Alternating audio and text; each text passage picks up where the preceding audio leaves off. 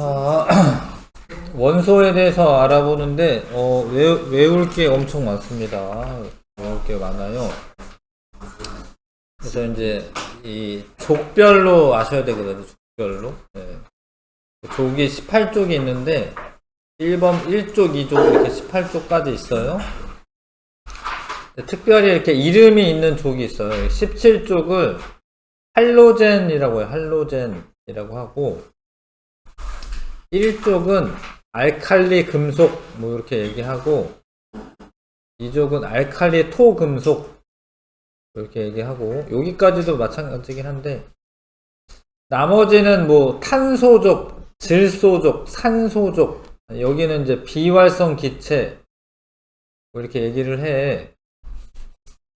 그래서 그런 것들 별로 알아보는 겁니다. 그래서 알칼리 금속이라고 하는 거는 1족에 속하는 금속을 말합니다. 1족에 속하는 금속 알칼리 금속이라고 한다. 근데 1족에 수소도 있거든요. 근데 수소는 금속이 아니에요. 수소를 제외한 1족에 수소 밑에 리튬, 나트륨, 칼륨, 뭐 루비듐, 세슘 뭐 그런 거 있는데 루비듐, 세슘, 프랑슘이 있거든요. 이 세 개만 좀 외워두셔야 합니다. 리튬, 나트륨, 칼륨을 알칼리 금속이라고 말한다. 수소 밑에 있는데 수소는 제외하고 수소는 금속이 아니에요. 밑에 세슘, 프랑슘도 있는데 그거까지 외우기는 좀 어렵고 리튬, 나트륨, 칼륨 여기까지는 아셔야 됩니다. 금속이어서 실온에서 고체로 존재하며 금속인데 액체인 거는 수은밖에 없습니다. 나머지 다 고체고 은백색 광택이 있다. 이게 희한한 게 금속인데 이게 자를 수가 있어요. 이렇게 내가 칼로 자르면 잘려요. 금속인데 이게 물을 넣어. 물어가지고 내가 이런 거 못 자르잖아. 이런 거 못 자르잖아. 이런 거는. 근데 그거는 칼로 쑥 하면 잘립니다. 잘리면 여기에 은백색 광택이 나타나요. 이게 알칼리 금속은 반응성이 되게 커서 표면에는 이미 산소랑 반응해서 이거는 이제 나트륨이거든요. 나트륨인데 표면은 약간 두부처럼 생겼어. 자르면 여기 은백색 광택이 나타납니다. 은백색 광택이 있다. 이거는 이따 시간 좀 남으면 선생님 보여줄게요. 아무튼 여기 남아있는 게 있어가지고 네. 보여줄 수가 있어가지고 보여주고 칼로 쉽게 잘릴 정도로 무르다. 다른 금속에 비해 밀도가 작다. 보통 금속은 쇳덩어리 이런 거 물에 넣으면 어떻게 돼요? 가라앉죠? 가라앉는 게 정상인 것 같지? 근데 얘네들은 물 위에 떠요. 물에 뜹니다.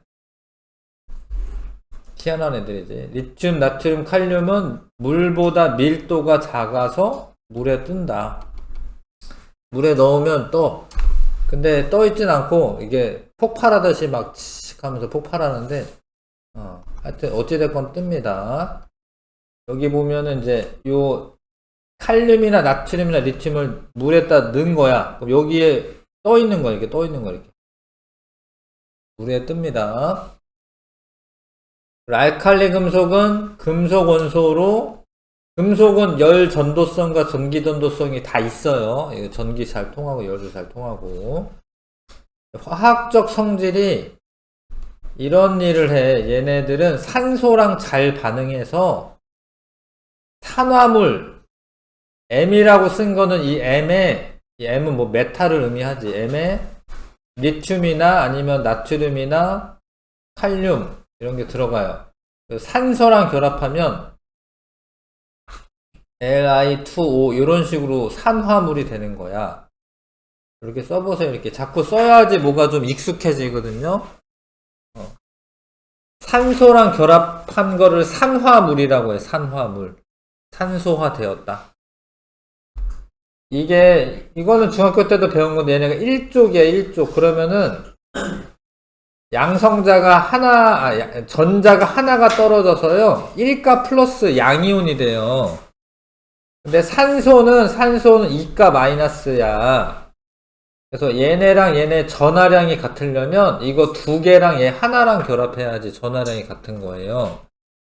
그래서 Li2O 이렇게 쓰는 거예요.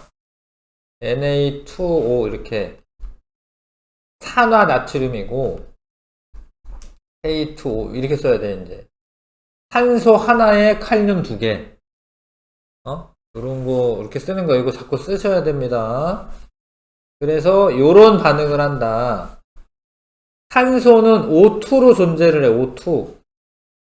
그래서 얘랑 금속이랑 반응해야 되는데 금속이 4개가 필요하고 이렇게 해야지 개수가 맞죠? 개수 맞추는 거 아시나 이거? 2 곱하기 2 하면 4지.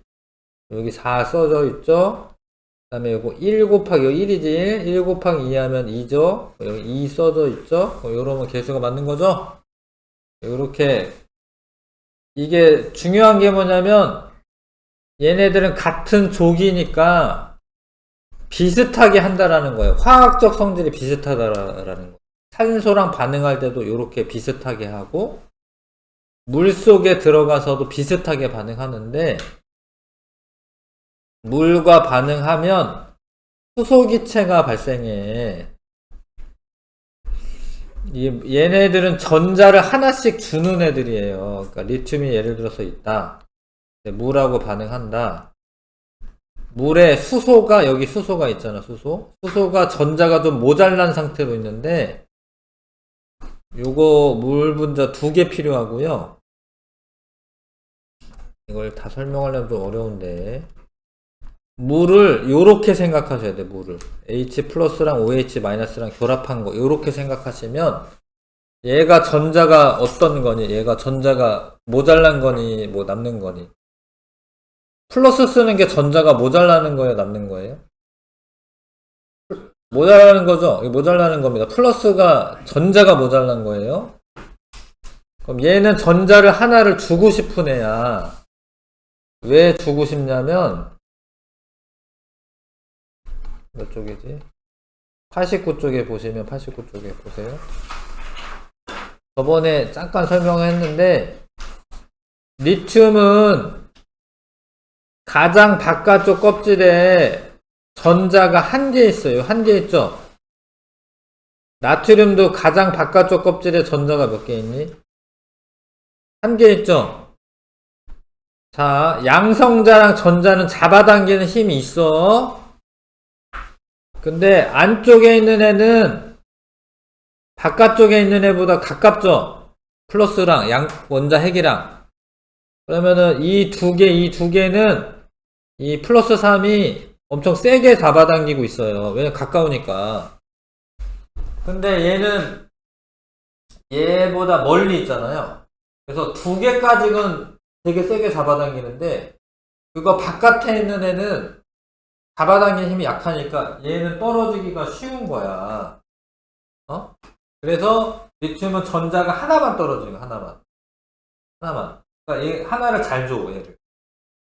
잘 줍니다.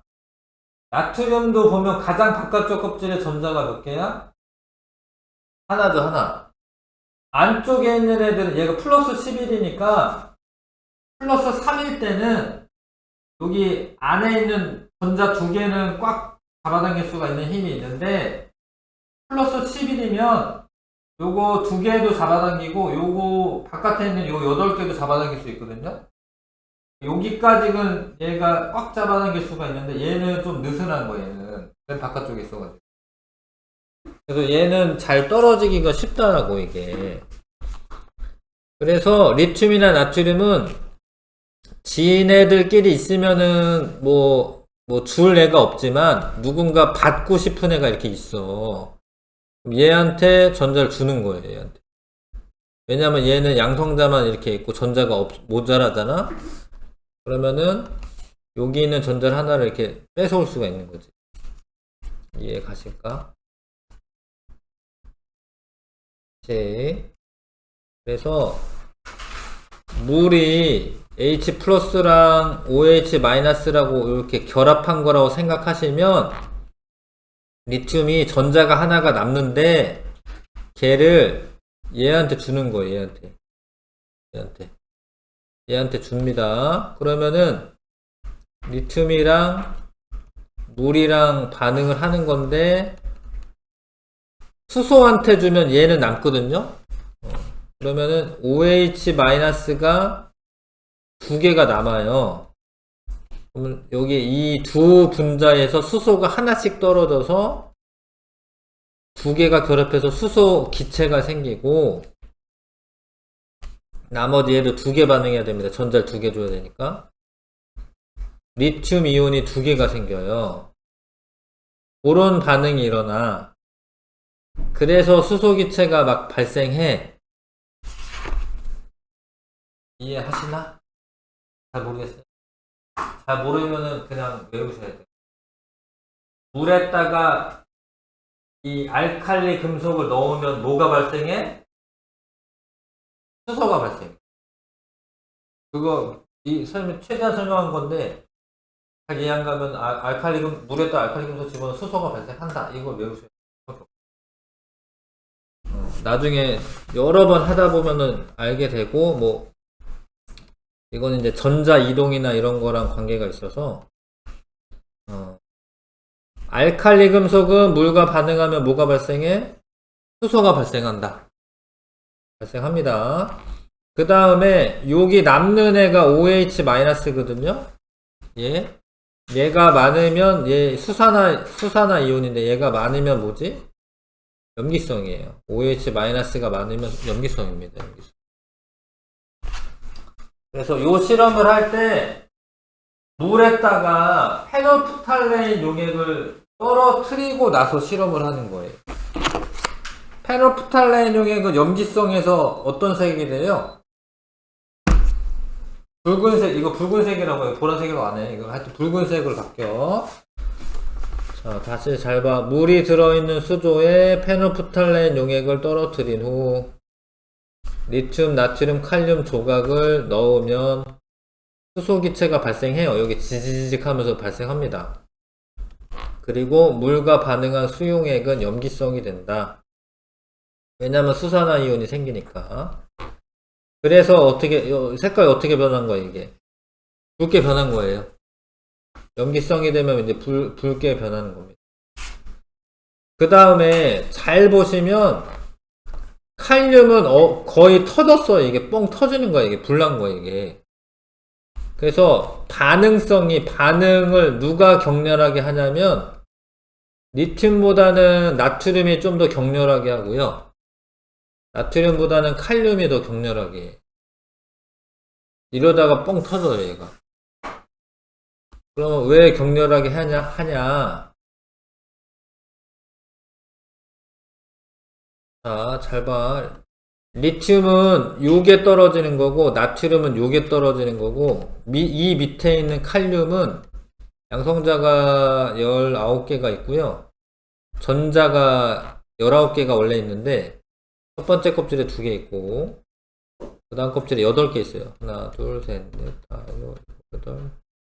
그 다음 또 8개 있어요. 하나, 둘, 셋, 넷, 다, 여, 일곱, 여덟. 그 다음에 있는 요 애가 떨어지는 거예요, 요 애가. 근데 여기에서 거리가 얘가 훨씬 멀죠? 누가 잘 떨어질 것 같아요, 혹시? 리튬에 있는 전자가 잘 떨어질 것 같아요? 칼륨에 있는 전자가 칼륨이 잘 떨어져요. 그게 훨씬 멀잖아. 떨어지기 쉬워. 그래서 부는 반응이 훨씬 잘 일어나. 그래서 리튬보다 나트륨이 반응성이 크고 나트륨보다 칼륨이 반응성이 커요. 이런 걸 주기적인 성질이라고 하는데, 봐봐. 산소나 물하고 반응할 때 반응성을 비교하면 누가 커? 칼륨이 큰 거예요, 칼륨이. 리튬, 나트륨, 칼륨 순으로 있거든요? 얘가 반응성이 큰 거예요, 얘가. 그래서 할로젠과 반응하면은 어떻게 되냐? 할로젠은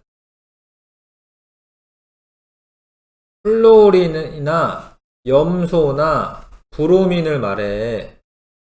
요런 거랑 격렬하게 반응하면 화합물이 만들어지는데, 염화나트륨 아시죠? 염화나트륨. 써놔, 이렇게 염화나트륨. 할로젠은 요런 애고. F2나 Cl2나 Br2 요런 게 할로젠이고요. 염화나트륨은 몰라? 염화나트륨 소금이잖아, 소금. 염화나트륨 아시죠? 염화나트륨에 나트륨은 알칼리 금속이고 Cl은 할로젠이야. 요런 애가 생겨요. 격렬하게 반응해서. 근데 이게 참 희한한 게 나트륨은 위험한 애고 염화이온, 염소도 위험한 애거든. 독가스거든요. 그런 게 근데 얘네가 결합을 하고 이온 결합 물질이 되면은 이거 먹어도 아무 일 없잖아. 그쵸? 그 나트륨 자체는 반응성이 크고 나트륨 먹으면 죽습니다. 나트륨 먹으면 죽고 나트륨 이온을 먹으면 괜찮고 나트륨 덩어리 먹으면 죽어요. 나트륨 덩어리 뻥 터져. 염소 기체도 먹으면 죽어요. 독가스. 옛날에 독일군이 막 독가스로 사람 죽을 때 쓰는 게 근데 염화 이온으로 먹으면 별일 없어. 이온이 되면은 안정한 물질이 되면서 이거 소금 안 먹으면 안 되잖아. 사실 소금 안 먹으면 사람들 나중에 이제 그 불균형이 일어나서 이제 죽을 수 있거든요. 그러니까 요런 화합물이 만들어집니다. 잘 모르겠는데 아무튼 할로젠과 반응하면은 이런 애가 만들어진다. 뭐 KCl 이런 애도 만들어지고 뭐 염화 리튬 이런 애도 만들어지고 이런 애가 만들어진다고. 플로리나 리튬 뭐 이런 애가 이게 플로리나 리튬 이런 게 만들어진다고. 한 번씩 써보세요. 지금 당장은 뭐 완벽하게 외우기 힘들어도 나중에 책 다시 찾아보고 이러면 이제 아 이게 이런 소리구나. 자, 그 다음에 리튬, 나트륨, 칼륨은 아까 전에 자르면은 광택이 있다라고 했는데 공기 중에 산소가 많으니까 광택이 서서히 사라져요. 왜냐면 이게 산화 리튬이 되면서 사라지는 겁니다. 산소랑 결합하면서 산화되면서 광택이 서서히 사라지는 겁니다. 광택이 산화되어 서서히 사라짐. 근데 리튬보다는 나트륨이 어떻게 되고 있니? 빠르게 사라져요. 나트륨보다는 칼륨이 매우 빠르게 사라져. 왜 그러냐면 반응성이 커서. 반응을 잘해서. 물과 반응할 때 잘 반응하는데 나트륨은 격렬하게 반응하고 칼륨은 매우 격렬하게 반응해서 뻥 터집니다. 칼륨 싫어하잖아. 왜요? 하고 싶어요? 이따 보여줄게요. 아까 한다고 했잖아요. 네. 그래? 실제로 하죠, 실제로. 뭐, 어떻게 가짜로 하지? 가짜로 어떻게? 영상으로. 할 수 있습니다. 네. 뭐, 완전 터질 정도로 안 하지만, 아무튼 이제 뭐, 보여줄 수는 있고요. 알칼리 금속을 보관할 때, 그러니까 나트륨 이온은 흔한데, 나트륨은 얻기가 어려워요. 왜냐면 이거는 공기 중에서 쉽게 막 반응하고 물에 넣으면 없어지고 막 이러기 때문에 나트륨은 구하기가 어렵고, 나트륨 이온이야 뭐 소금에도 있고 뭐 어디에도 있는 겁니다. 나트륨 이온. 이런 애들을 보관을 하려면 반응성이 크니까 액체 파라핀, 이 뭐 기름 같은 거, 기름. 거기에다가 넣어서 보관을 합니다. 왜냐하면 산소나 공기 중에서도 산소나 물하고 접촉을 차단을 해야지 돼. 석유나 액체 파라핀에 넣어서 보관을 한다. 왜냐하면 얘가 금방 이제 물하고 닿으면 막 이렇게 없어져 버리고 막 이렇게 되니까. 근데 리튬은 얘네 중에서도 가벼워서 기름 위에도 떠 있어요. 떠 있죠, 그쵸? 밀도가 작아서 그렇습니다. 얘네는 기름에서는 가라앉아 있고 물에서는 뜨는데 기름에서는 가라앉아 있는데 얘는 기름에서도 뜹니다. 그만큼 가벼운 밀도가 작은 금속이라는 거지. 그래서 이거를 좀 외울 수밖에 없죠. 지금 외우셔야 하는 거고. 그 다음에 할로젠은 17쪽입니다. 17쪽. 17쪽은 나중에 배우지만 써놓으세요. 원자가 전자가 7개. 원자가 전자가 7개. 아까 전에 알칼리 금속은 원자가 전자가 1개. 얘는 원자가 전자가 1개.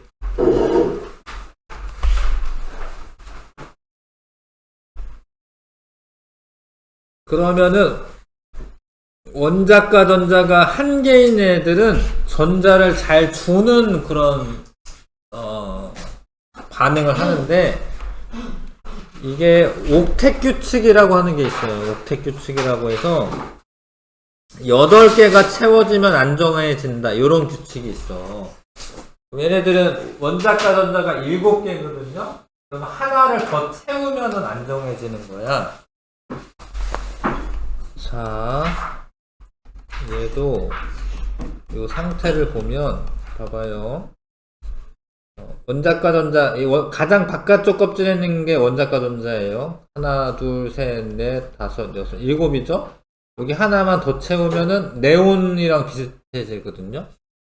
네온은 안정한 그런 원소여서 반응을 안 해요.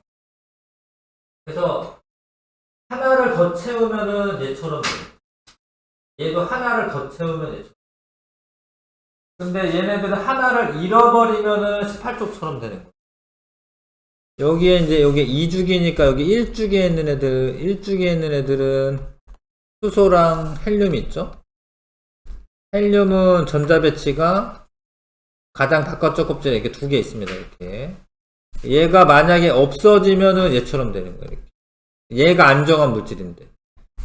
그래서 가장 바깥쪽 껍질에 전자가 하나만 있는 애들은 이거 잃어버리는 거고, 가장 바깥쪽 껍질에 전자가 7개가 있으면 얘처럼 되려면 하나 더 채우면 되거든요. 이렇게. 그래서 요런 애들은 17쪽 원소들은 전자를 뺏어오는 반응을 해야 돼. 그런 반응을 합니다. 그리고 17쪽 원소들은 플로린 밑에 염소, 브로민, 아이오딘 순으로 있어요. 이렇게 있어. 순서대로 외우시는 게 좋고, 얘네도 왜 이원자 분자로 존재하냐, 뭐 이런 것도 좀 다 어려운 얘기인데, 다 뭐 이제 화학을 배워야지 좀 아는 얘기긴 하거든요. 이것도 하긴 하지만, 어찌됐건, 얘네가 7개가 있는 상태로는 안정하지 못하기 때문에 옆에 있는 플로린이랑 결합을 해요. 이렇게. 그러면 얘도 8개, 얘도 8개. 공유결합이라고 합니다. 이런 식으로 존재하는 게 얘한테 좋은 거예요. 그래서 F2로 존재하는 거예요. F2로 존재합니다. 수소도 선생님이 이제 존재할 때는 H2로 쓰는데, 왜 그러냐면, 얘도 자기 전자 하나가 있는데 옆에 있는 애랑 전자를 하나씩 같이 공유해가지고 이렇게 존재하는 게 얘가 안정한 상태입니다. 그래서 이원자 분자로 존재합니다. 잘 모르겠는데 그러면 어쩔 수 없어요. 지금은 처음 보는 거기 때문에. 할로젠은 이원자 분자로 존재하는구나.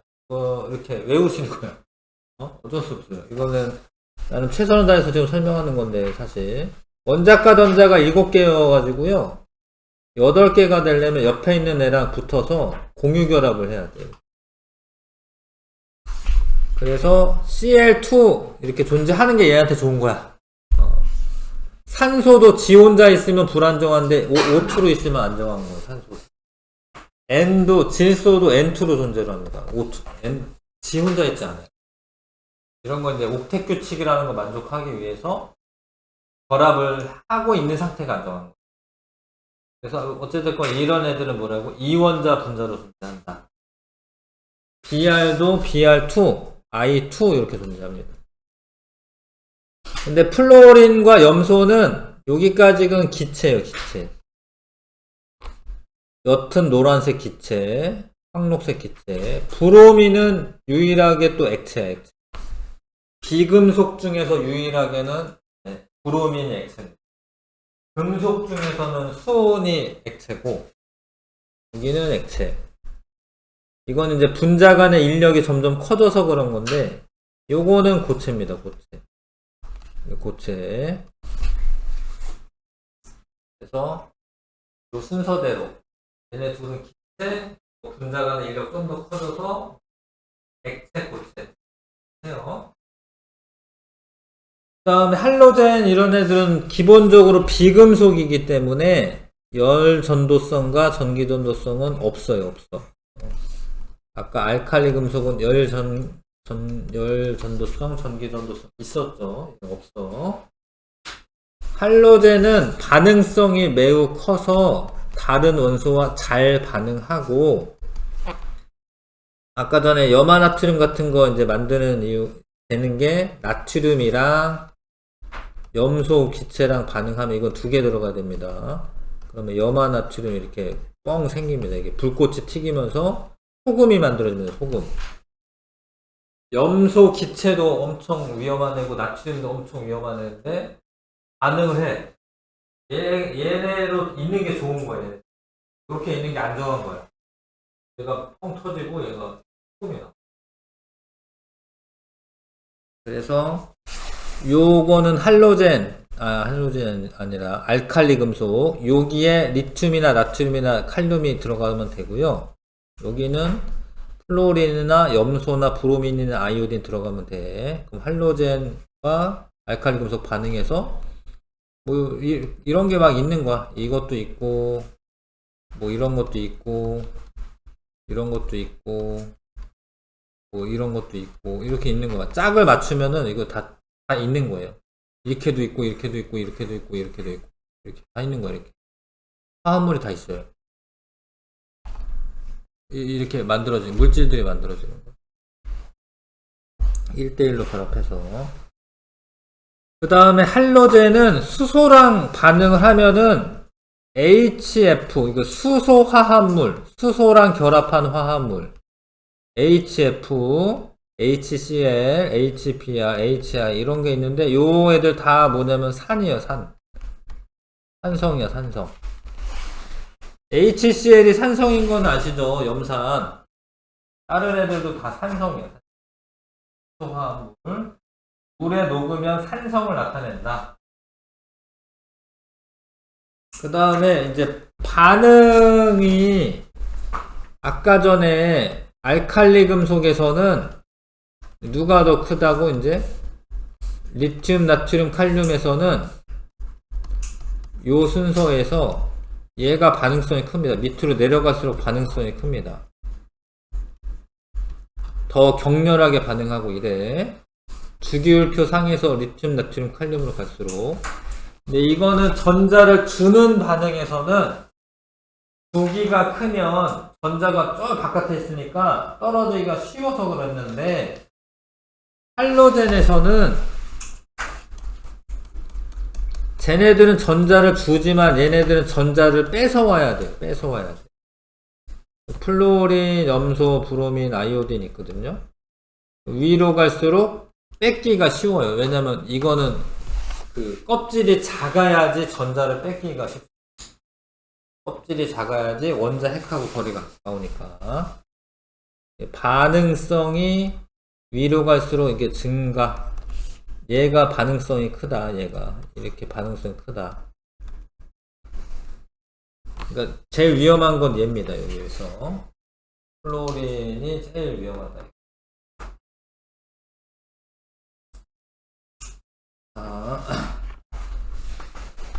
그리고 뭐 이런 것도 알면 좋습니다. 염이라고 부르는 것들은 산의 음이온, 그러니까 HF에서 이게 산인데 요거는 양이온, 음이온이죠. 그러니까 이 음이온은 뭐 플로린이나 뭐 이런 애들 말하는 거예요. 이런 애들. 산의 음이온과 염기의 양이온. 염기는 NaOH 이런 게 염기인데 양이온 뭐 이런 애들 양이온이라는 거지. 이런 애들. 요런 게 결합해서 만들어진 물질을 염이라고 부른다. 소금 이런 거 NaC 이런 걸 염이라고 부른다. 염이라고 불러요. 자, 어렵죠.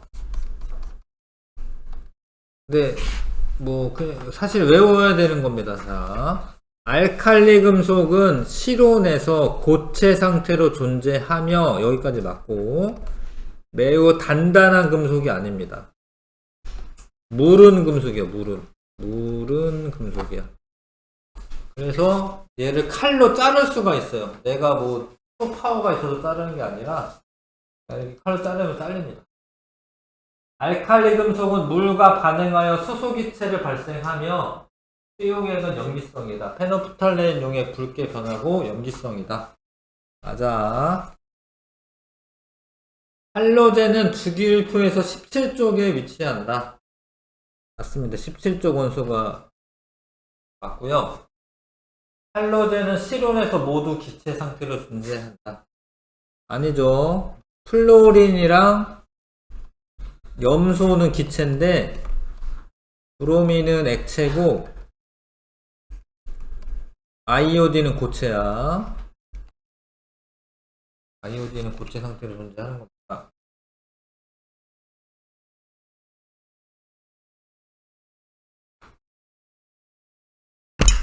할로젠은 실온에서 했구나. 할로젠은 반응성이 커서 금속과 수소와 잘 반응한다. 맞아요. 네. 금속 화합물이나 아니면은 수소화합물 이런 게 돼요. 수소화합물 이런 게 돼요.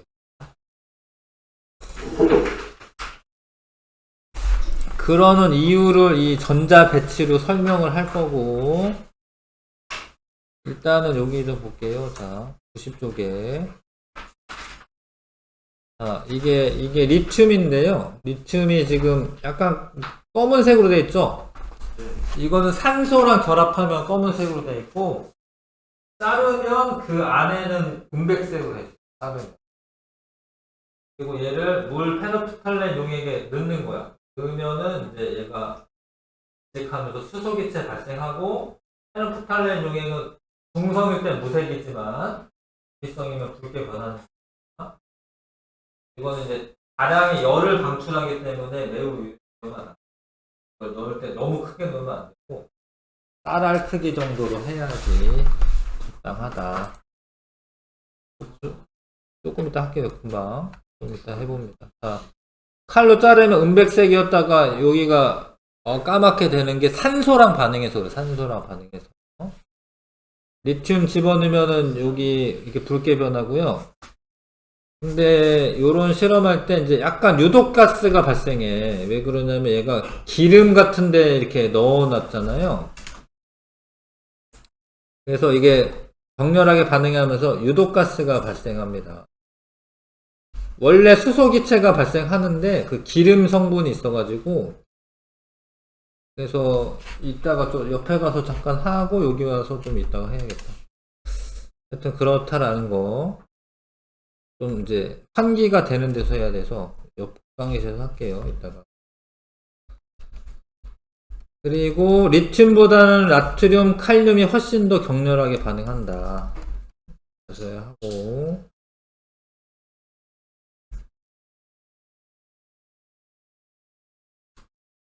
리튬, 나트륨, 칼륨 순으로 이제 칼륨이 더 격렬하게 반응하는 겁니다.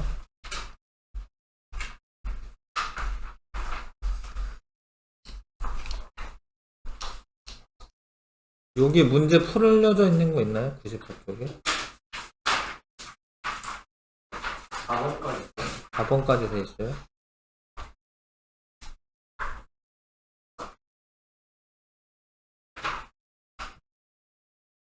보고 한 다음에 문제 푸는 게 낫겠다. 잠깐 쉬었다가 요거 실험하고 문제 풀게요. 자, 요거 여기 문제 좀 풀게요. 방금 실험했죠? 뭐 물기 없는 유리판 사용해야 하고, 쌀알 정도 크기로 해야 하고, 자, 만약에 뭐 수소기체인 거 확인하려면 수소기체 불 붙여보면 퍽 소리를 내면서 이제 타는 거 확인하면 이제 수소라는 거 확인할 수가 있는 거고요. 탐구하기 문제 1번부터 5번까지 한번 풀어봐 주시고, 요것 좀 풀어봐 주세요.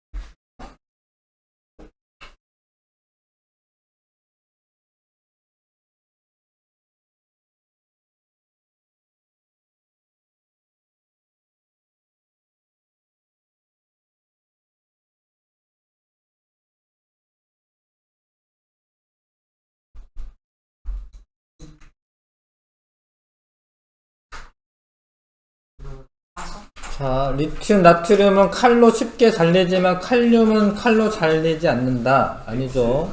얘가 더 잘 잘리고요. 알칼리 금속이 공기 중에 산소와 반응하는 정도를 확인하기 위해 칼로 잘린 단면의 광택 변화를 관찰한다. 맞는 거죠. 이제 시간 지나면 광택이 사라지는 거 보는 겁니다. 알칼리 금속과 물이 반응해서 반응 후 수용액의 성질 확인하기 위해 페노프탈렌 용이 떨어뜨린다. 맞죠? 염기성인 거 확인하는 겁니다. 염기성. 얘네 이름이 알칼리 금속이잖아. 알칼리가 원래 염기성이란 뜻이야. 염기성. 그래서 얘네들의 성질이 물에 넣었을 때 용액이 염기성이 되니까 그냥 알칼리 금속이다 이렇게 이름 붙인 거예요. 그다음에 알칼리 금속의 단단한 정도와 칼로 자른 단면의 변화를 확인하기 위한 탐구에 대한 설명으로 옳지 않은 것을 모두 고르면 알칼리 금속의 단단한 정도를 확인하기 위해 칼로 잘라보면 되고, 이 리튬보다 나트륨, 칼륨이 훨씬 더 잘 잘립니다. 금방 잘리고요. 알칼리 금속이 칼로 잘리는 정도로 알칼리 금속의 무른 정도를 확인할 수 있다. 맞는 이야기고, 알칼리 금속을 칼로 자른 단면의 광택이 사라지는 것으로 알칼리 금속의 밀도를 확인할 수 있다. 아니죠. 광택이 사라지는 것은 이 공기와 반응성 뭐 이런 거를 보는 거고요. 산소와의 반응성 이런 거 보는 거고, 알칼리 금속을 칼로 자른 단면의 광택이 사라지는 빠르기로 알칼리 금속의 반응성 비교할 수 있다. 이거 맞는 이야기고, 알칼리 금속을 칼로 자른 단면에서 생성된 물질은 알칼리 금속의 화학적 성질이 같다. 아니지. 새로운 물질이 됐기 때문에 화학적 성질 같은 게 아닙니다.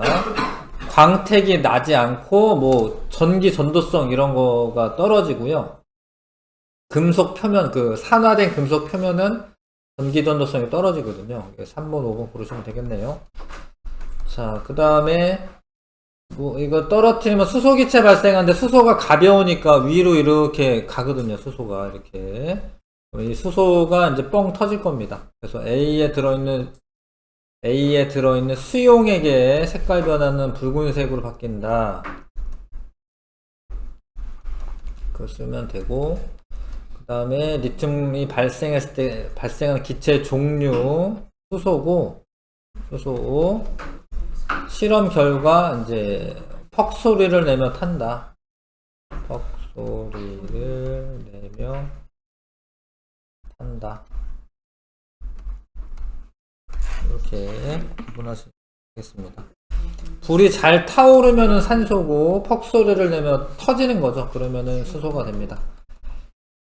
다음에 나트륨은 물보다 밀도가 작기 때문에 위에 떠 있었던 거고, 나트륨이 물과 반응한 후 생성된 수용액은 염기성이다. 붉은색으로 바뀌었고, 나트륨 대신에 리튬 칼륨으로 실험해도 반응 후 수용액의 색깔 변화가 같다. 맞죠? 5번 답이고요. 그 다음에 칼로 자른 광택 사라졌다. 이건 산소랑 반응해서 그런 거고, 자, 물이 들어있는 이제 조각을 넣으면 수소기체가 발생하는 거죠. 산소기체 발생하는 건 아니고요. 실험 결과를 통해 리튬, 나트륨, 칼륨은 화학적 성질이 유사하다는 걸 알 수 있다. 유사한 거죠. 유사한 건데 정도의 차이는 있습니다. 반응성의 차이는 있는데 유사한 거야. 그래서 같은 족으로 분류하는 겁니다. 같은 족이 되는 겁니다. 그 다음에 92쪽에 근데 그런 거를 어떤 식으로 설명하냐, 이 전자배치로 설명하는 건데 이거 좀 이따 다시 하고요. 문제 아까 여기 4번까지 돼 있다고 했죠? 네, 5번부터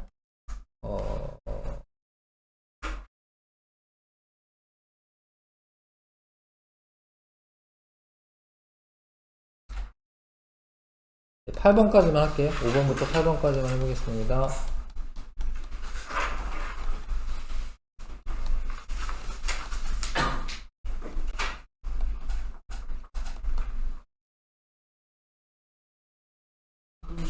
합니다. 5번에 리튬, 나트륨, 칼륨, 이거는 이제 금속 원소가 맞고요. 칼로 잘릴 정도 무르다 맞고요. 1쪽에 속한다 맞고, 기억력 이거 다 맞네요. 그다음 나트륨의 성질 알아보기 위한 실험 과정이다. 물기 없는 유리판 위에 나트륨 올려놓고 칼로 자른 후 단면의 변화로 관찰한다. 그 광택이 사라집니다. 자른 단면의 색 변화를 쓰시오. 광택이 사라진다.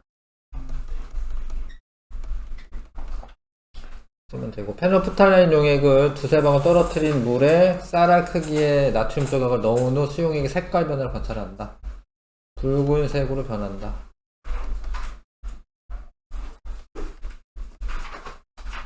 수용액이 염기성이 돼서 그런 거고, 광택이 사라지는 이유는 산소와 결합하여 산화물이 되기 때문에 그런 거죠.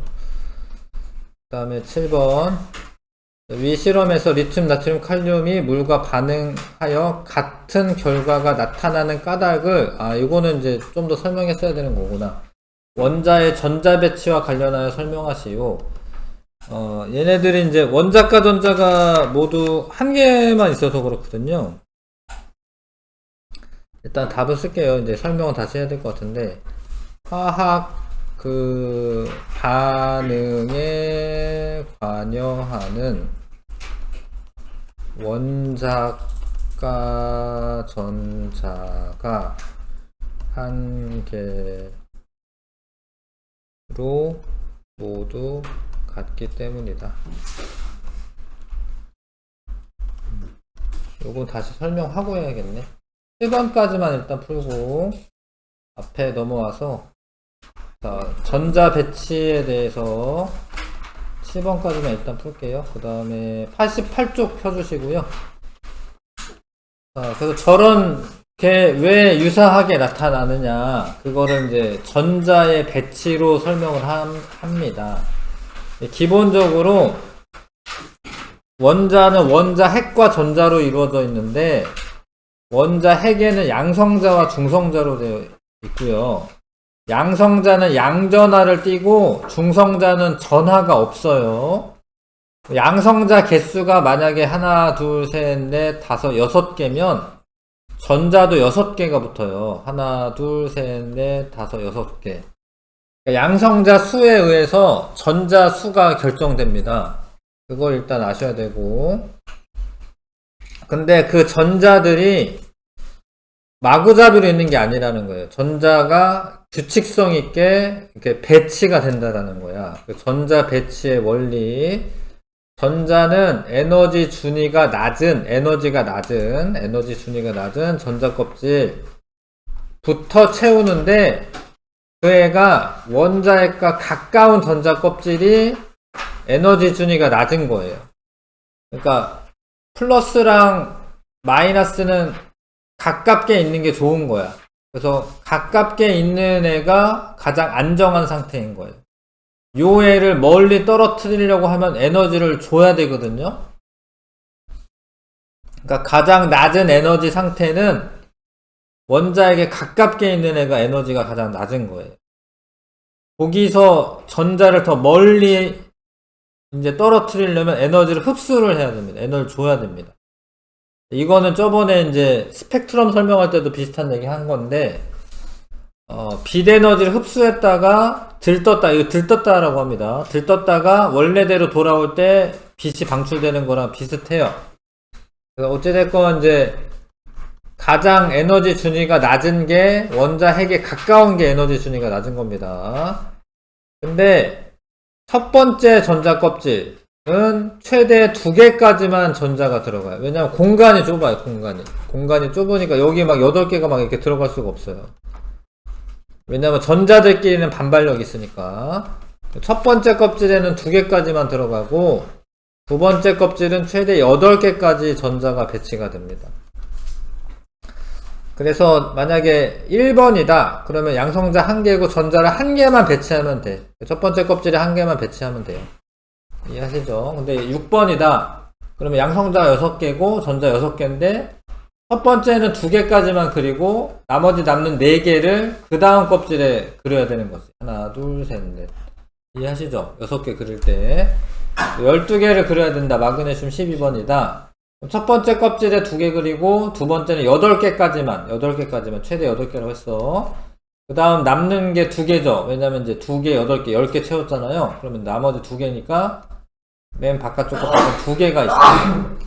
이해하시죠? 예, 요렇게 하는 거예요. 요렇게.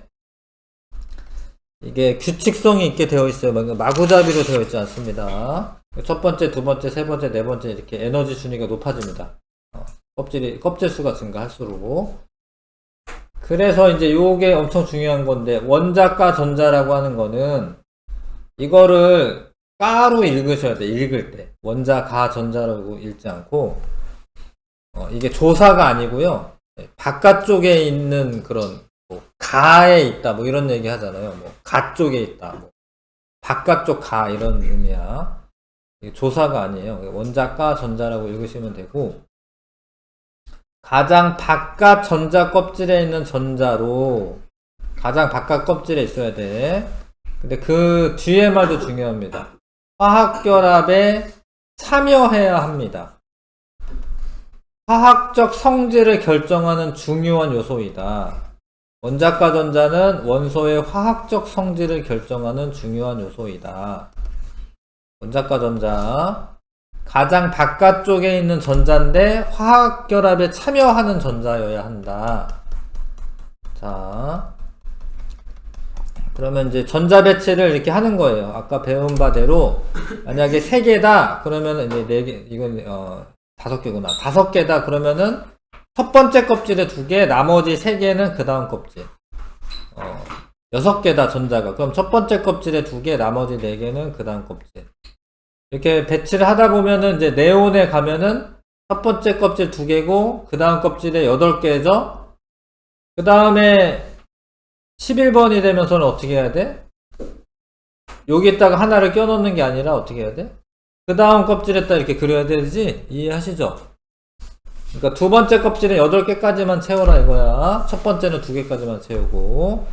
그렇게 배치를 하다 보면은 이제 배치가 되면은 원자과 전자가 얘가 1개, 얘도 1개, 얘는 2개, 2개 가장 바깥쪽 껍질에 있는 전자 3개, 원자과 전자가 같죠? 얘 3개, 요 4개, 요것도 4개, 요건 5개, 5개. 근데 이게 우연히 어떻게 되냐면 1쪽은 1개고요. 2족은 2개고요. 13족은 3개야, 3개. 13개는 아니고 3개. 왜 그러냐면 주기율표상에서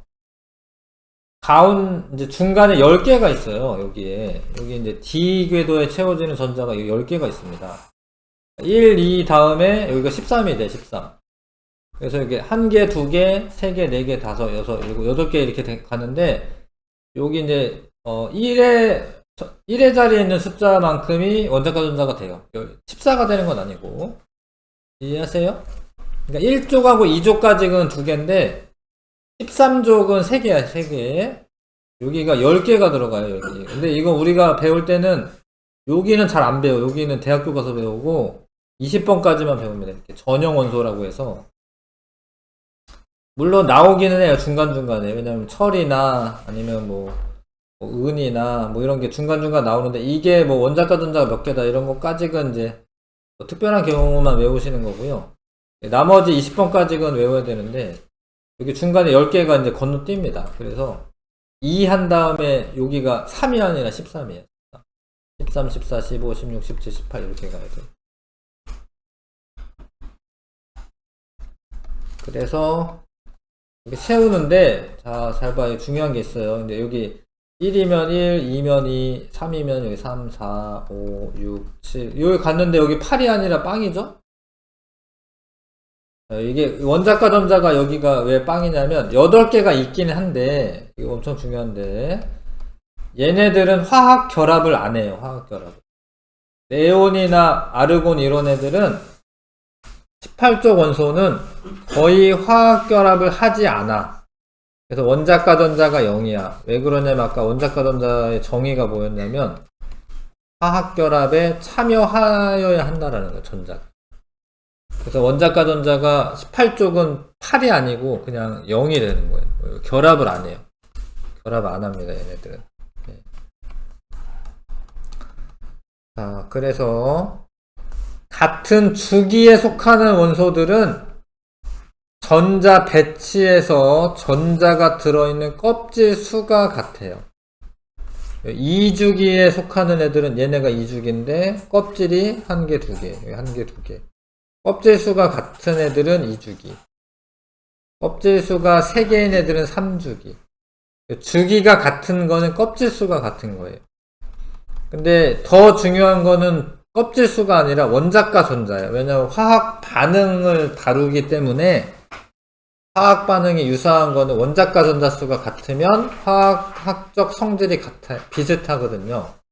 원자과 전자 수가 같으면 같은 족 원소들은 화학적 성질이 비슷하다.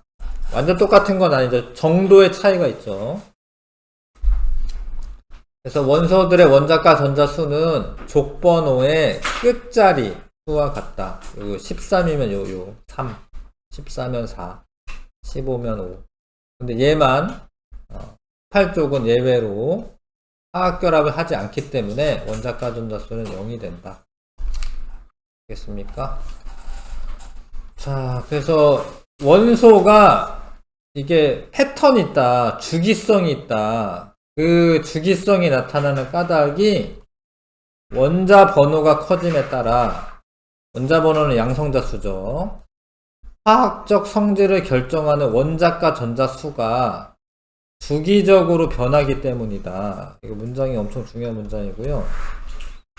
얘가 헬륨은 원자과 전자 빵 하나씩 커지죠. 이렇게 리베 붕탄 질산 분해 네온에서 빵 그 다음에 나만 알지 펩시콜라 이렇게 8카 이렇게 되죠. 20번까지.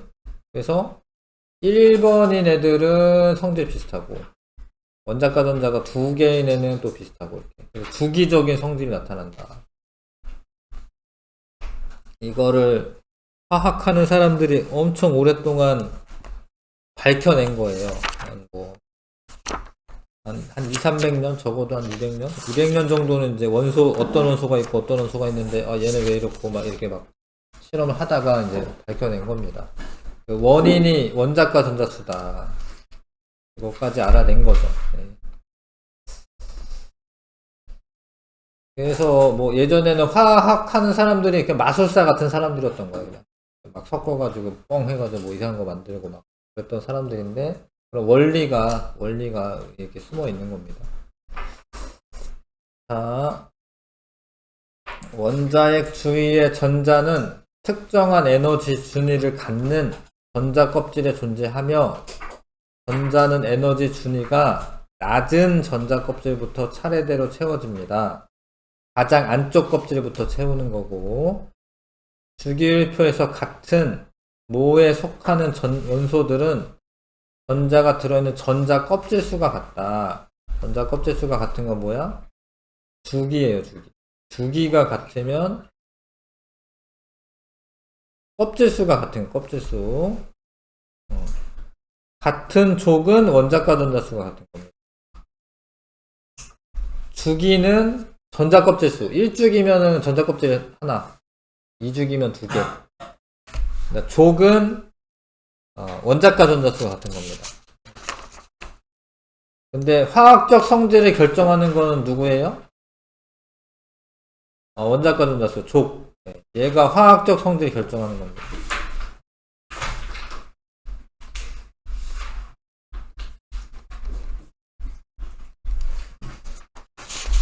자, 오늘도 이 엄청 중요한 내용을 한 겁니다. 요게 오늘 잊어버리면 안 되는 거고요. 그래서 여기 집중 분석에 보시면 이제 추가적으로 설명이 있는데 거의 앞에서 설명한 거예요. 거의 다 설명한 거여서. 자, 리튬과 나트륨은 이제 원자과 전자수가 같습니다. 베릴륨과 마그네슘 두 개로 같아요. 그 화학적 성질이 비슷하게 나타납니다.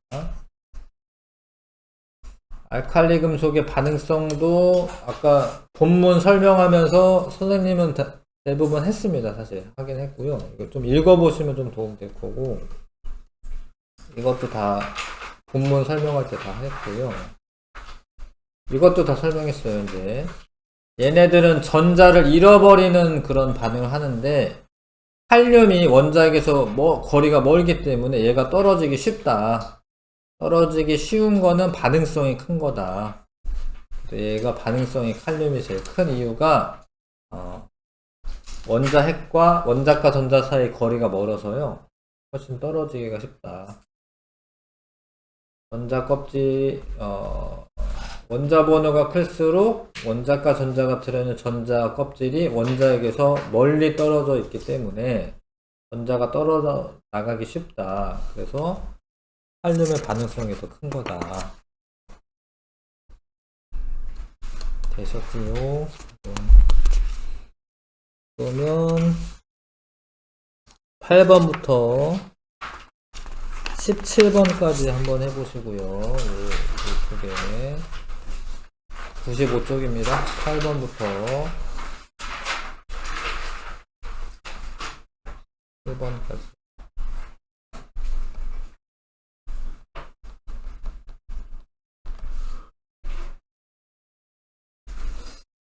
(8번부터) 보는데 잘 못 푸는 사람은 또 설명 잘 들어주시고, 이제 결국에는 문제 풀면서 이제 그런 문장들을 외우셔야 되는 거예요. 그 문제에 나오는 것들. 할로젠은 17쪽입니다. 17쪽. 실온에서 두 개의 원자가 결합한 분자로 존재한다. 이게 이원자 분자로 존재한다. 이런 소리입니다.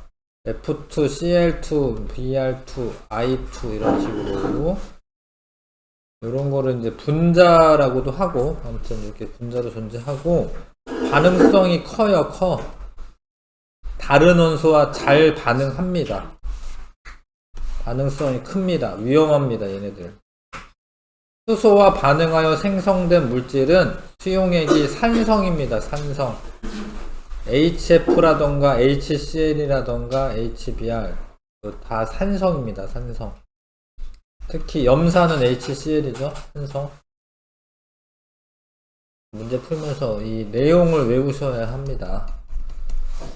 다음에 가는 1족이긴 하지만 비금속인 거야. 그래서 가와 나에 속하는 원소는 금속이다. 가는 비금속이잖아. 그쵸? 수소 비금속입니다. 광택 없고 수소는 이제 전기 전도성 이런 거 있는 거 아니고, 수소가 비금속이고 얘는 나는 금속이고, 나에 속하는 원소는 은백색 광택이 있어요. 있어. 물론 이제 절단 부위에 있는 거지만 어찌됐건 산화가 안 됐을 때는 광택이 있는 겁니다. 다에 속하는 원소는 원자과 전자수가 같다. 얘는 지금 주기가 같은 거지 조기 같은 게 아니죠. 그래서 원자과 전자수가 같은 게 아니라 껍질수고 전자 껍질수가 같은 거야. 껍질수가 같다. 이해하시죠? 얘 탄소 원자과 전자 몇 개예요? 4개죠, 4개, 4개. 질소 몇 개예요? 5개. 이거 보면 되잖아, 5개. 그죠? 산소는 6개. 이거 다른 거예요.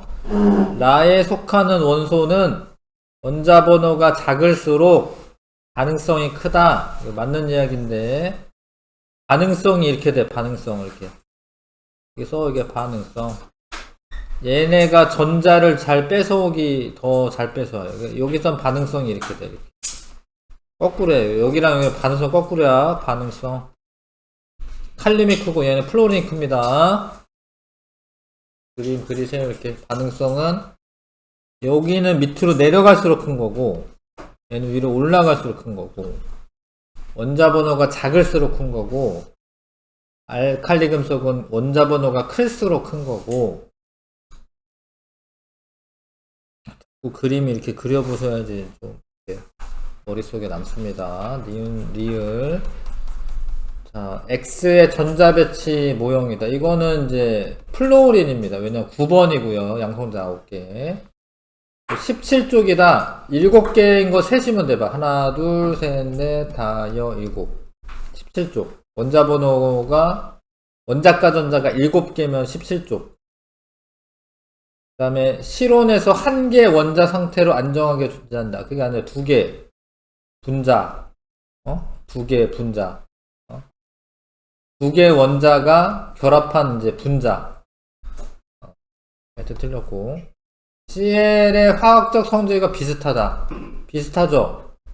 얘는 플로린인데 밑에 바로 CL 있습니다. 네, 비슷하죠? 한번 고르셔야 하고요.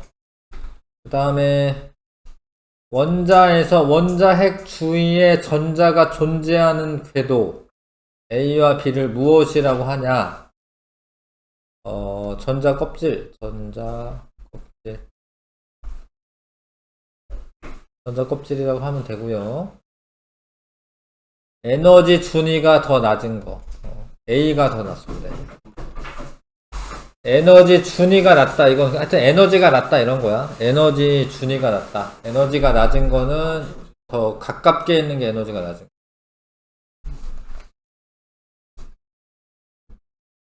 A. 그 다음에 금속 원소를 모두 쓰시오. 요 CEF.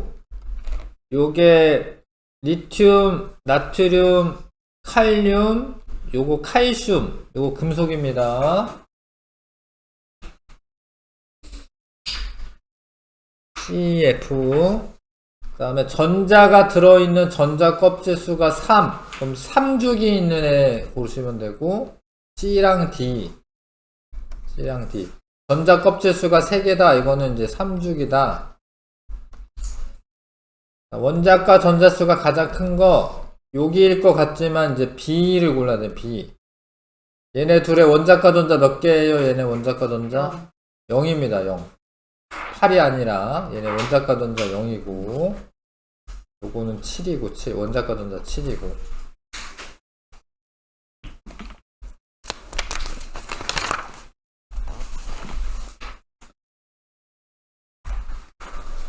하셨을까요? 잘 모르면 모른다고 해주시면 됩니다. 네, 잘 모르겠다고 하세요. 여러 번 듣고 설명 여러 번 듣고 알아야죠. 외워야죠. 주기율표에서 A와 C는 A에서 C는 각각 몇 주기에 속하냐? 전자가 들어있는 껍질이 하나 둘이니까 A는 2주기고, 얘는 하나 둘이니까 얘는 B는 3주기고, 2주기죠. 2주기고, 하나 둘 셋이니까 C는 3주기죠. 원자과 전자수는 가장 바깥쪽 껍질에 있는 전자를 세면 되는데, B만 이제 조심을 해야 된다라는 거. 얘는 하나, 둘, 셋, 넷, 다섯, 여섯. A는 6개고, B는 빵개가 돼요, 이게. 왜냐면 8개가 아니라, 활적 원소는 얘네가 그 결합에 참여를 안 하기 때문에, 18쪽 원소는 0이야, 0. 얘는 2개, 하나, 2개. 원자과 전자 가장 바깥쪽 껍질에 있는 전자수니까 2개. 다음에 14번.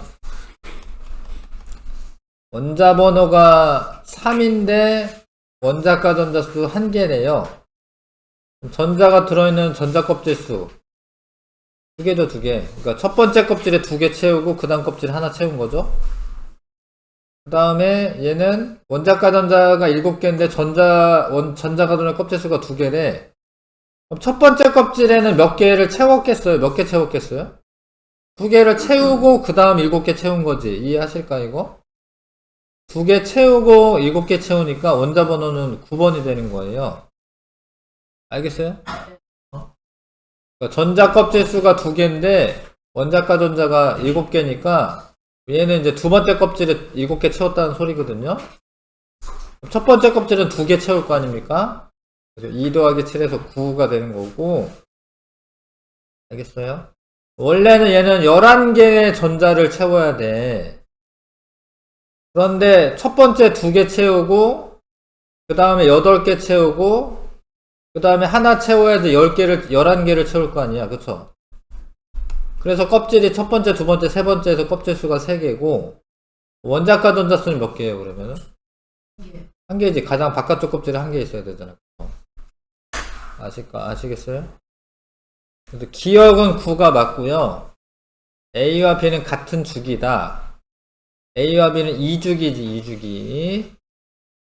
껍질 수가 주기는 껍질 수잖아. 주기 껍질 수잖아.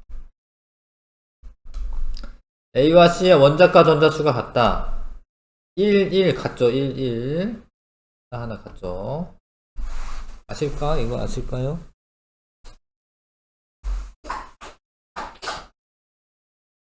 그러니까 A랑 C는 순서대로만 하시면 돼요. 3개면 첫 번째 껍질에 2개. 그 다음 껍질에 1개. 3개면. 요거는 이제 11개니까 첫 번째에 2개. 두 번째 8개. 하나, 둘, 셋, 넷, 다, 요거 8. 그 다음에 하나. 11개잖아, 11개. 요거는 이제 원자과 전자수가 7개인데, 전자 껍질이 2개니까, 얘는 두 번째 껍질이고, 첫 번째 껍질은 2개 채울 거 아닙니까? 2 더하기 7 해가지고, 총 9개. 자, 그림은 원자 X의 전자 배치를 모형으로 나타낸 것이다. 이에 대한 설명으로 옳은 것은, 그럼 원래 전자가 몇 개 있는 거야 지금? 하나, 둘, 셋, 넷, 다, 일곱, 8개 있죠. 그럼 얘는 양성자가 8개 있어야 되고 8번이 되는 거야. 전체 전자수랑 양성자수랑 같은 거야. 원자과 전자수는 가장 바깥쪽 껍질에 있는 전자수. 하나, 둘, 셋, 넷, 다섯, 여섯. 근데 얘가 금속인가, 금속? 금속 아니에요. 금속은 수소를 제외하고 원자과 전자가 1개, 2개. 3개 있는 거는 알루미늄만 3개. 이거는 몇 개나 돼? 6개나 되잖아요, 6개. 그럼 이런 거는 금속이 아닙니다. 비금속입니다. 금속은 원자과 전자가 1개, 2개 아니면 3개. 알루미늄만 3개. 나머지 이거 많이 나오는 금속 외우셔야 돼. 1개 있는 거 금속 뭐야? 리튬, 나트륨, 칼륨. 오늘 한 거. 2개 있는 거 뭐예요? 베릴륨, 마그네슘, 칼슘. 염소는 좀 뜬금없는데. 염소는 7개 17쪽이고요. 7개 있고요. 비금속이고요. 네. 염소 전혀 아니고. 그 다음에 알루미늄은 이제 AL인데 마그네슘 옆에 있긴 해요. 이거는 요렇게는 금속이라는 걸 좀 외우셔야 돼. 이게 알루미늄 이렇게 여기 금속이야, 금속. 그리고 뭐 철 이런 거는 여기에는 안 나오지. 뭐 철이나 뭐 아연이나 뭐 이런 거 금속이고. 그래서 그것도 외워야죠. 어떻게 그러겠습니까? 아무튼 16쪽이잖아. 이게 6개니까 금속이 아니야. 금속은 1족 아니면 2족 아니면 3족이야. 3족은 알루미늄이고 13족이죠. 13족. 그 다음에 선생님 여기 따라서 채워보세요. 여기 수소 여기 쓰세요. 여기 수소, 여기 헬륨, 여기가 리튬 쓰세요. 여기 외우게 배, 공, 탄, 질, 산, 플루오린, 네온, 나트륨, 외우세요. 마그네슘, 알루미늄, 요소, 인, 황, 염소, 아르곤. 여기 4죽입니다. 칼륨, 칼슘. 요거 외우시고, 요렇게가 금속이야. 요렇게 금속 외우시고, 얘네는 플로린 염소 밑에 더 쓰세요. 브로민, 아이오딘. 요렇게는 할로젠. 요렇게는 8쪽 비활성 기체.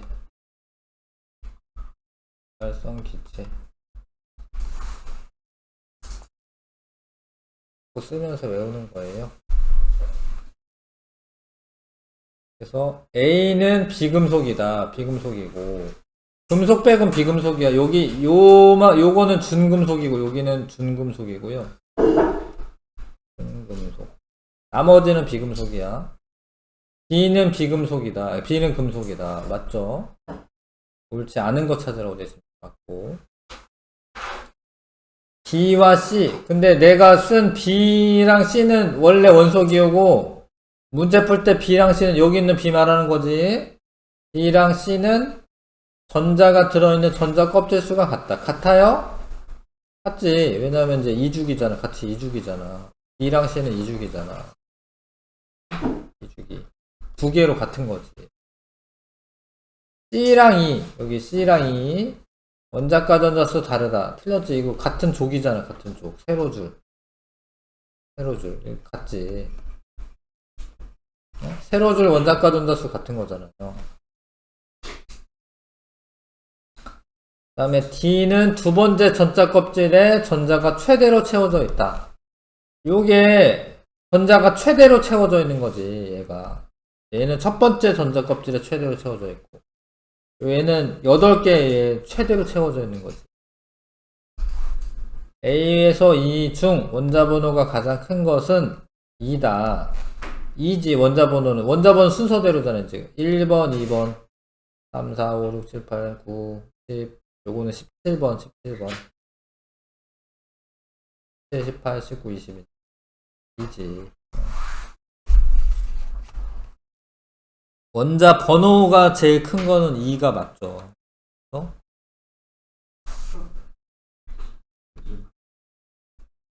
자, 같은 주기는 뭐가 같은 거 찾아야 돼? 같은 주기? 전자 껍질 수가 같은 거지. 전자가 채워진 껍질 수가 같은 거. A는 첫 번째 껍질 채웠고, B도 첫 번째 껍질이니까 주기가 같지. 이게 1주기로 같지. A와 D가 화학적 성질이 같으냐? 원래 화학적 성질은 원자과 전자수를 보는 게 맞아. 근데 이거는 이제 수소가 예외야. 그러니까 원자과 전자수를 봐야 돼. 일단 얘는 한 개죠. 얘도 한 개죠. 근데 얘는 뭐지? 수소지. 수소는 1쪽에서 예외예요. 걔는 비금속이에요. 얘는 이제 나트륨인데, 같은 1쪽이어도 얘는 금속성을 띠는 게 아니야. 얘는. 그래서 요거만 좀 조심하셔야 되는 거예요. 수소는 나트륨이랑 성질이 비슷하지가 않아요. 요거는 이제 함정이야, 함정. 1쪽이긴 한데 수소는 예외다. 1쪽인데 알칼리 금속은 아니다. 요거는 이제 계속 이제 함정처럼 나오는 거니까 정신 차리고 있으셔야 되고, 원자과 전자수 C는 하나, 둘, 셋, 네 개고요. A는 한 개고, B는 두 개가 아니라 몇 개예요? 빵개예요, 빵개. 왜냐면 이제 18조 원소는 빵개입니다. 꽉 채워져 있는 애는 빵개예요. 18조 원소는 0개입니다. 그래서 한번 하셔야 됩니다. 한번 어렵죠. 안 가르쳐 준 건 없는데 이제 뭐 전부 다 머릿속에 있는 건 아니니까. 비활성 기체는 원자과 전자가 0개입니다. 왜냐면 화학 반응에 참여를 안 하기 때문에 전자들이 다른 애랑 결합을 안 하기 때문에. 1등급 도전 문제도 해보십시오. 1번부터 5번까지.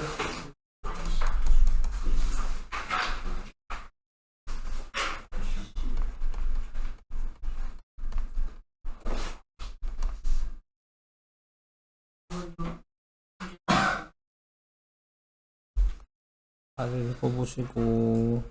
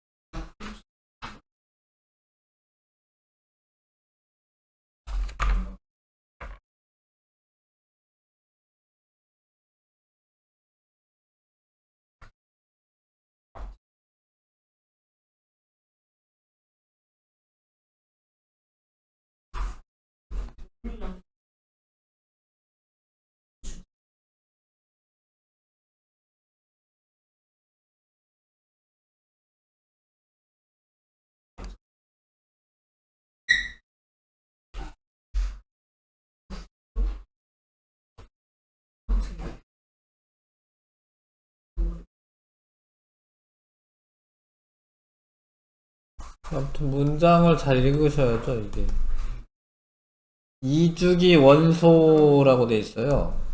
근데 원자 번호가 커져도 증가 안 하는 거 말하는 거고, 이거는 원자 번호가 커지면서 2주기 원소 중에 원자 번호가 커지면서 커지는 거. 볼게요. 1번부터 봅니다. 알칼리 금속의 성질을 알아보고 싶네. 물이든 시험관에 쌀알 크기의 금속 M을 넣고 발생하는 기체를 모으는 성냥불을 붙여본다. 근데 실험 결과를 보니까 이게 무르다가 있잖아요. 무르다. 그러면은 칼로 잘라보는 게 뭐 있어야 될 거 아니에요. 그쵸? 기억은 금속 M을 칼로 잘라본다. 이거 쓰면 되고요. 금속 M을 칼로 잘라본다. 좀 일반적인 걸 쓰셔야죠. 예. 이거는 여기에서 이제 알아봤어야 되는 거고, 수소기체가 발생하는지 알려면 어떻게 해야 돼? 성냥불을 대봐요. 그 데워보는 거는 여기 써 있잖아요. 그러니까 니은에서 퍽 소리를 내면서 탔을 거겠죠, 그쵸? 근데 그거는 나구나, 이거는. 그 다음에 요거를 알아보려면 요 실험을 해야겠다, 그쵸? 그러면 이제 페놀프탈레인 떨어뜨린 물에 금속엠을 넣어보면 되겠죠?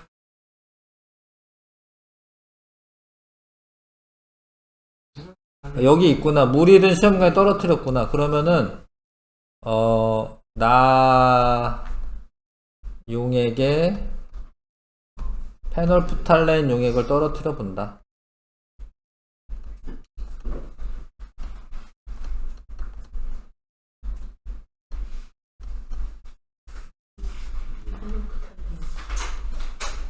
그래서 이제 붉은색으로 바뀌면 염기성이라는 거죠.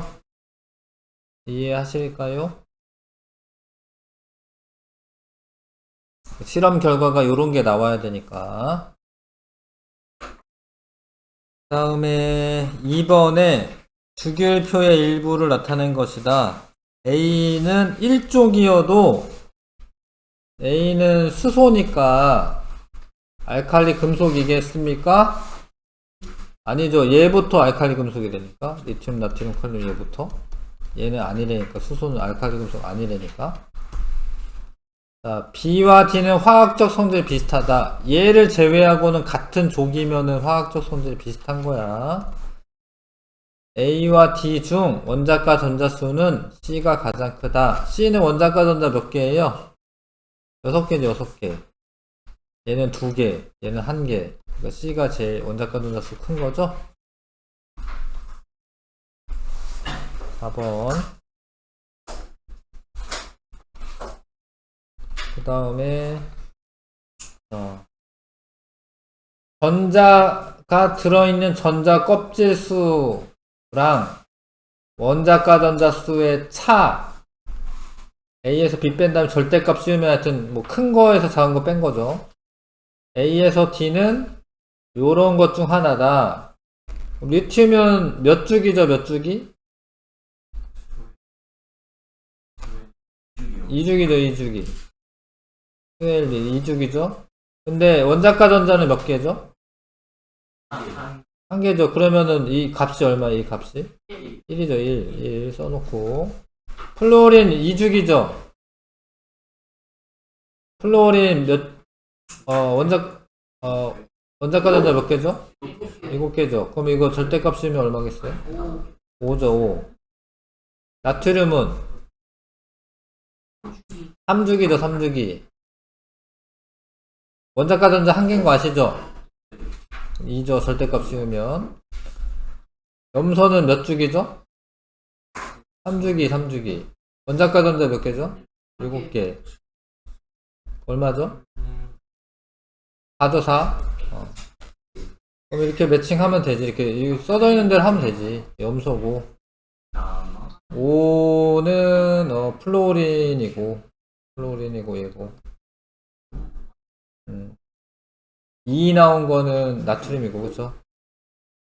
1 나온 거는 리튬이죠. 이거 이렇게 뭐 그냥 시키는 대로 하면 되지. 아는 거대로 하시면 되지.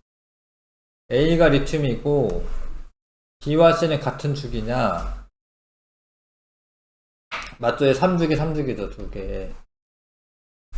C와 D는 원자과 전자 수가 같냐? 얘 같죠? 17쪽이다, 둘 다 17쪽. 이렇게 잘 써보세요. 이렇게 써보세요. 계산하셔서 매칭한 다음에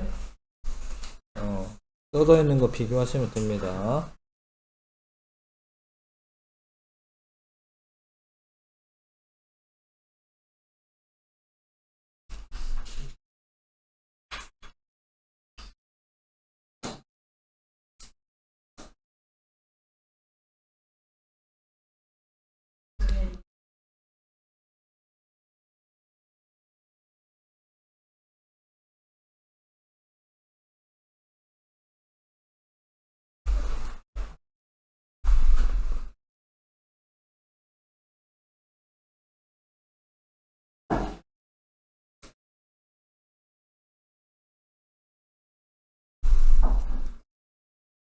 있나요?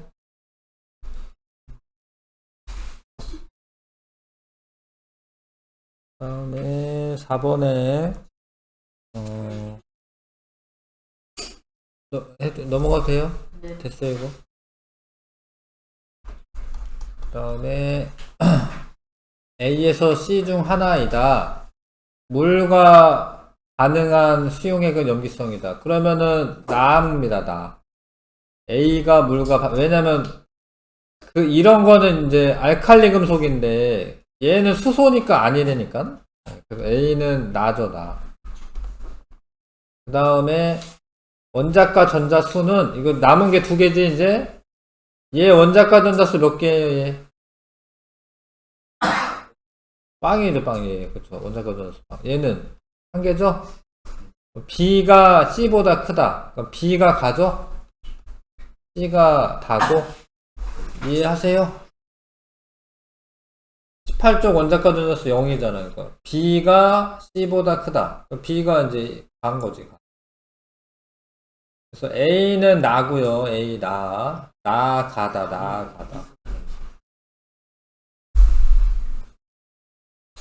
물과 반응해서 수용액 염기성 나타내는 거 알칼리 금속이네, 알칼리 금속. 나잖아, 나. 가는 수소래니까, 수소 아니래니까, 알칼리 금속 아니래니까. 나는 자, 그 다음에 요거는 이제 이주기 원소에서 원자 번호가 증가했는데 안 증가하는 거는 전자 껍질수입니다, 가가. 가는 전자 껍질수죠. 전자 껍질수는 이주기는 전부 다 계속 2잖아, 2. 전자 껍질수가. 전자 껍질수. 근데 원자 번호 증가수 증가하는 거는 원자가 전자죠, 원자가. 원자가 전자. 까다가 쓰라라고 돼 있는데, 뭐, 원자 껍질 수는 2주기에서 뭐 일정한 거고요. 원자가 전자 수는 원자 번호가 증가해서 증가하니까. 되셨나요? 요거까지 미니 테스트까지 하긴 할 건데 다 못할 것도 같네. 하여튼 요거 원소의 주기성 미니 테스트 요거 풀겠습니다.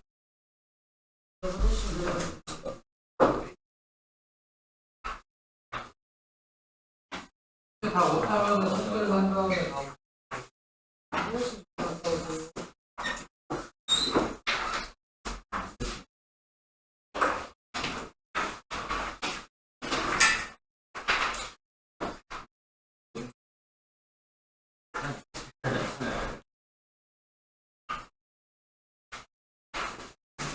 자꾸 생각 안 나면 자꾸 책 찾아보시면서 공부하면서 외우면서 공부하고 외우고 나중에 외워야지 그러지 마시고 그냥 지금 외우는 겁니다. 지금 문제 풀면서 공부하시고 책 찾아보시고 숙제로 해와 주십시오.